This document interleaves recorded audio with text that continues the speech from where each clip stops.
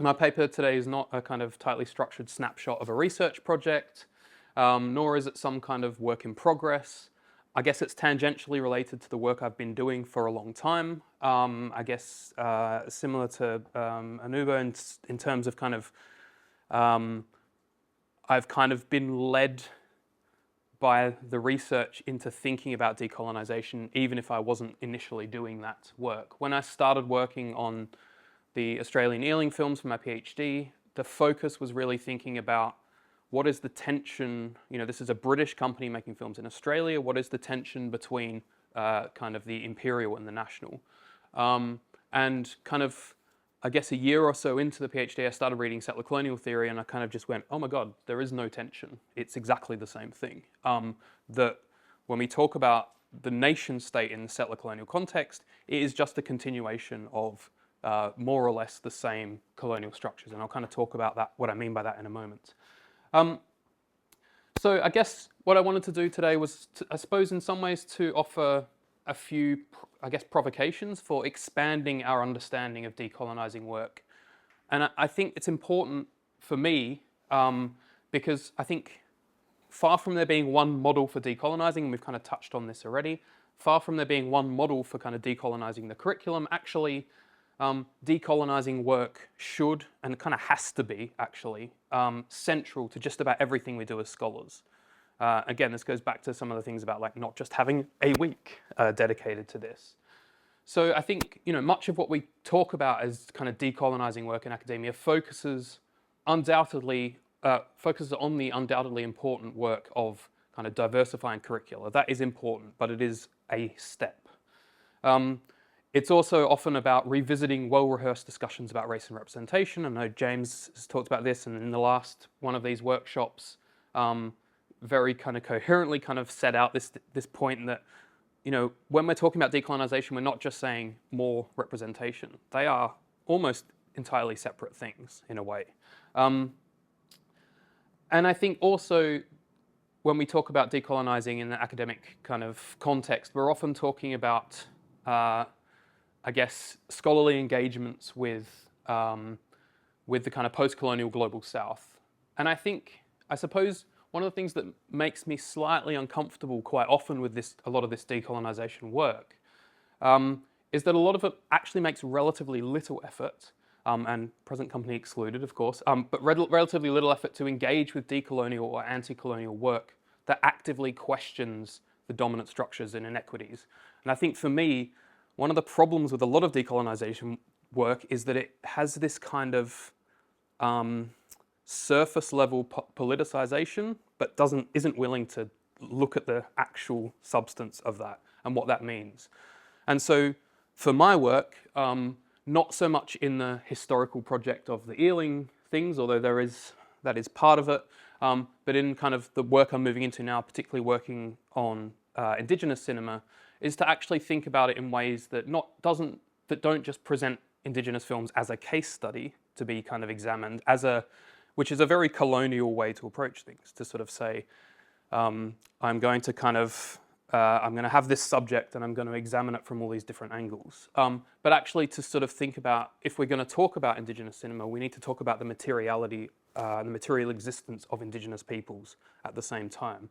And actually to only talk about Indigenous cinema without addressing those kind of material realities does a massive disservice, I think, obviously to the people, but also to the filmmakers in a lot of cases as well, who are often, very specifically coming out of these communities in order, sharing their stories in a variety of different ways in order to kind of, I guess, address some of these existing inequities. So, as I say, I think a big part of some of these kind of problems is this tendency towards the kind of case study model. And it's a model that often fails to engage with these kind of the realities of political struggle or with those material conditions of colonized people. So what I want to argue today is that as a site of ongoing colonial oppression against First Nations populations, it's important, I think extremely important, I'll probably say this a few times, when we're talking about settler colonial states. Particularly in my work, I'm working with Australia, New Zealand and Canada. It's really, I guess, dangerous to talk about these places as post-colonial spaces. These are not post-colonial spaces. There is no post in these spaces. They are still occupied territories. They are still lands which have been kind of requisitioned by the British or the French in some cases in those spaces, and have kind of remained in some form of kind of Eurocentric control ever since.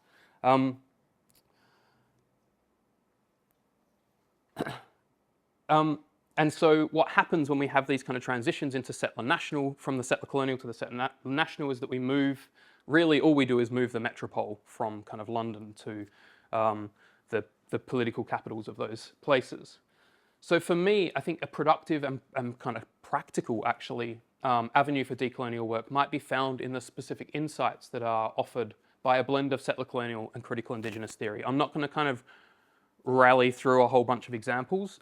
We can maybe talk about that in the discussion.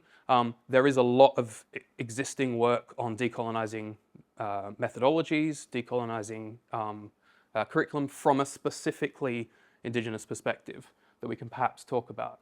I just want to very briefly touch on this is part of a kind of, this is loosely related to a project that is still kind of in development. I feel is kind of always going to be in development and is never going to get anywhere kind of concrete, in part because it's so big, but also I think it's necessarily big. And it's a kind of project to really completely rethink the way we talk about national cinemas in these contexts by inserting the word settler effectively before the word national.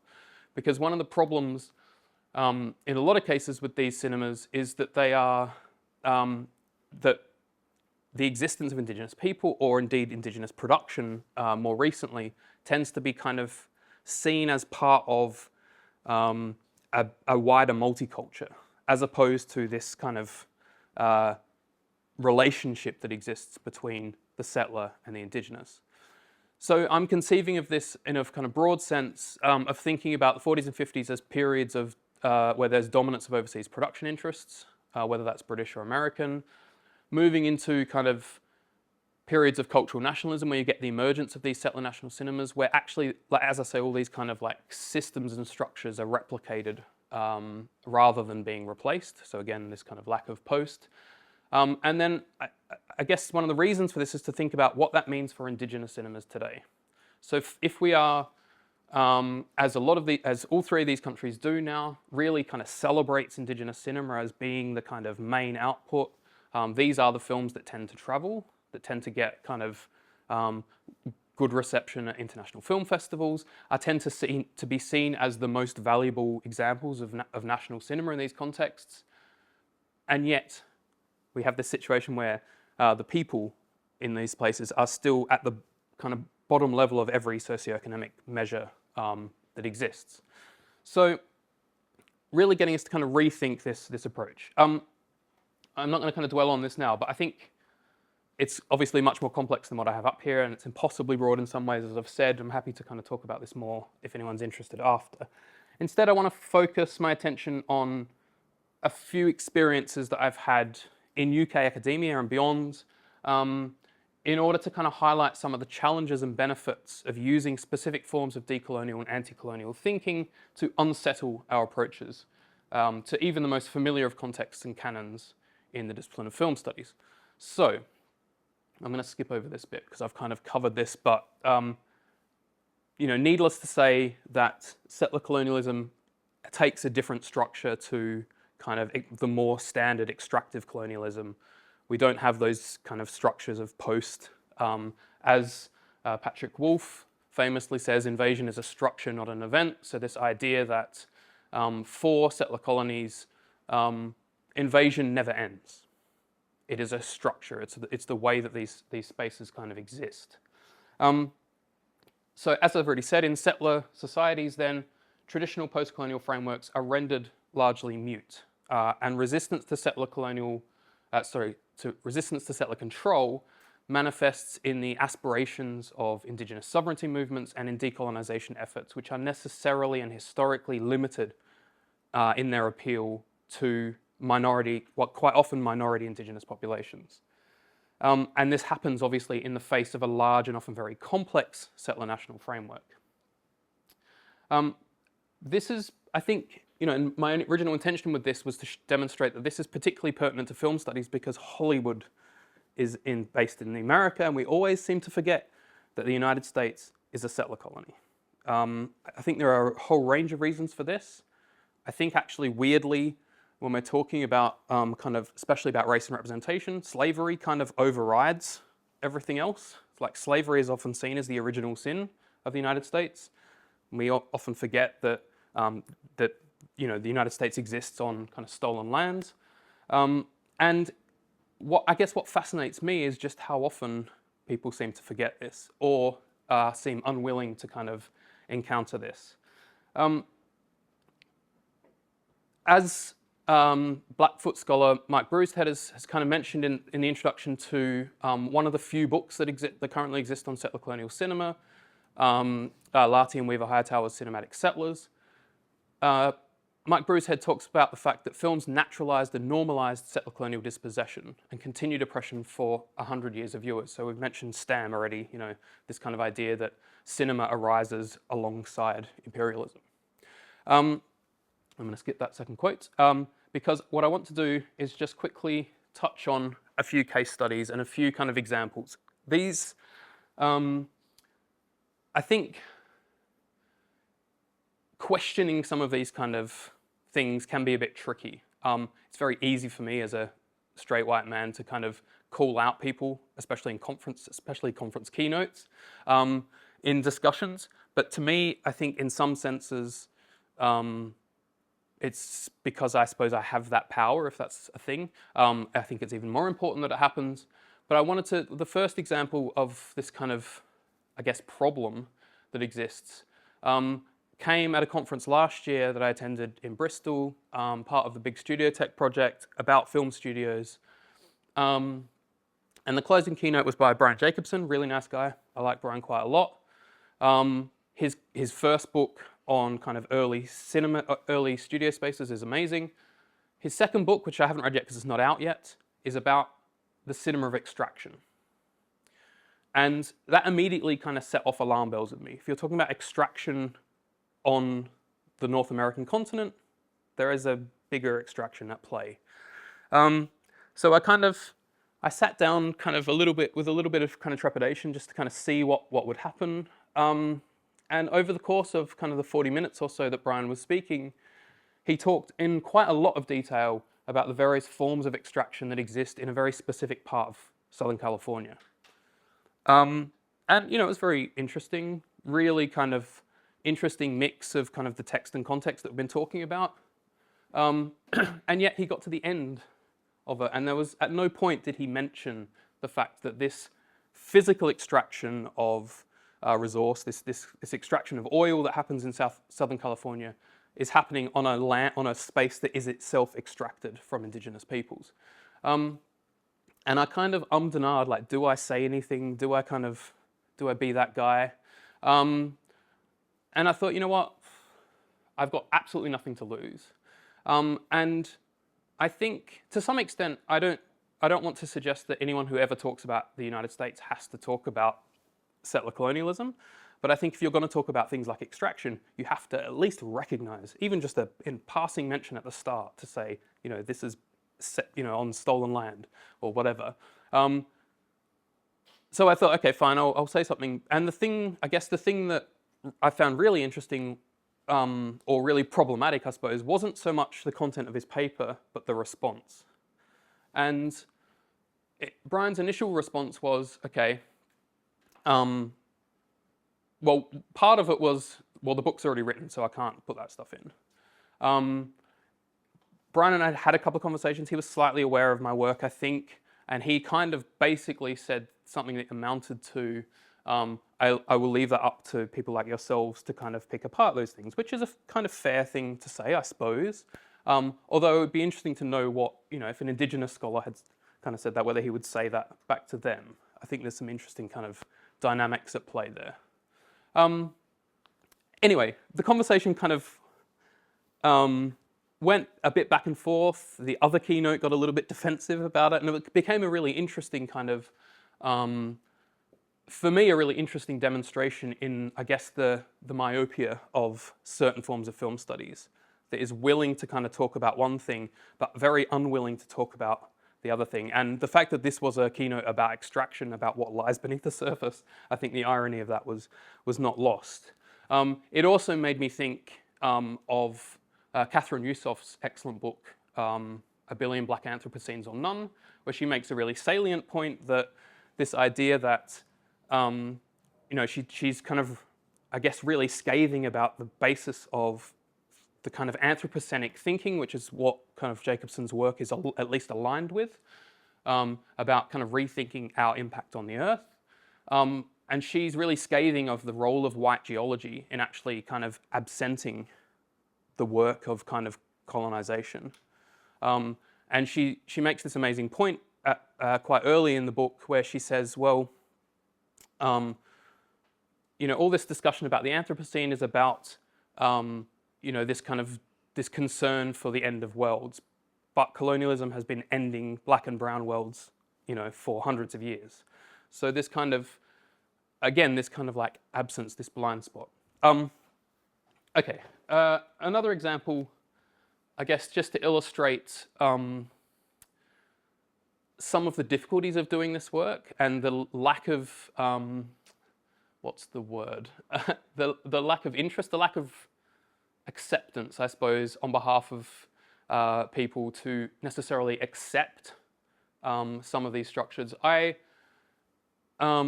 wrote a booklet essay for a special edition of Peter Weir's film Picking Hanging Rock, which I'm sure many of you are familiar with. It is a film that is centered around a specific natural landmark that has a lot of significance for the local Indigenous population, but obviously there are no Indigenous people in the film. Now for me, this is a kind of key, it's a key work of Australian cinema for all sorts of reasons, but it is also a key work of settler national cinema.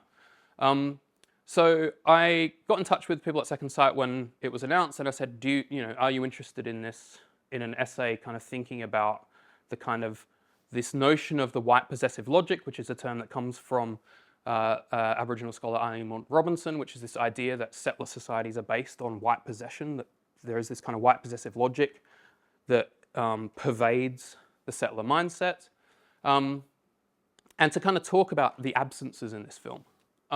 And the people at Second Sight were like, yeah, this sounds great. It'd be really good. It will fill a gap that we have already.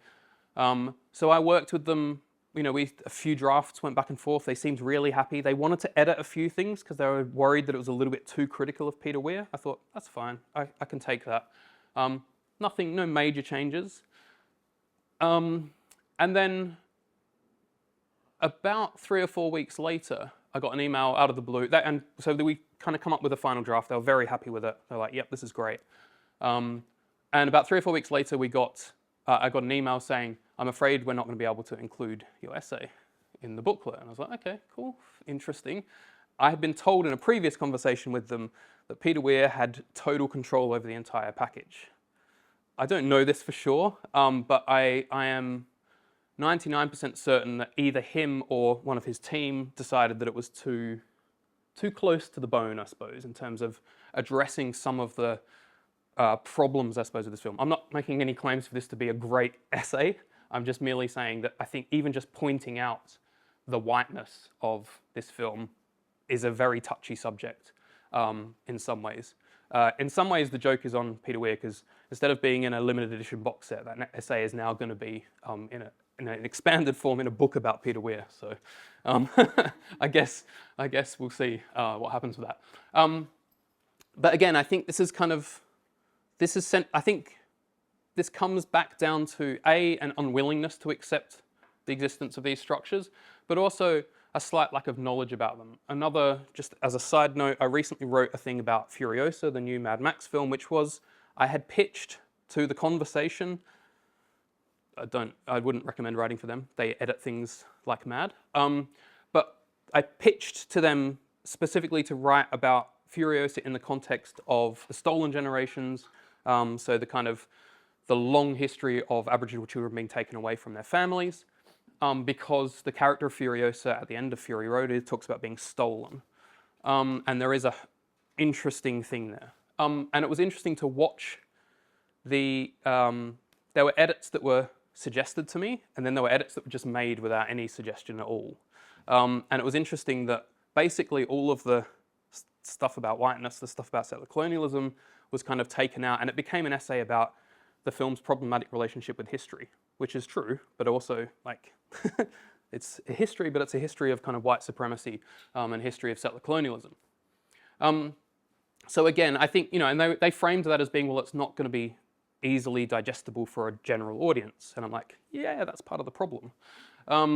So, again, I think all of these kind of structures are kind of significant. And then just briefly, some kind of low on time, I just wanted to touch on a kind of another kind of case study, which is this module that I was kind of given to take over. That was previously a team taught module, and they just kind of said to me in the first semester of last year, kind of, can you do this module? I was like, yes, I definitely can. This is a master's module called Screening Nations.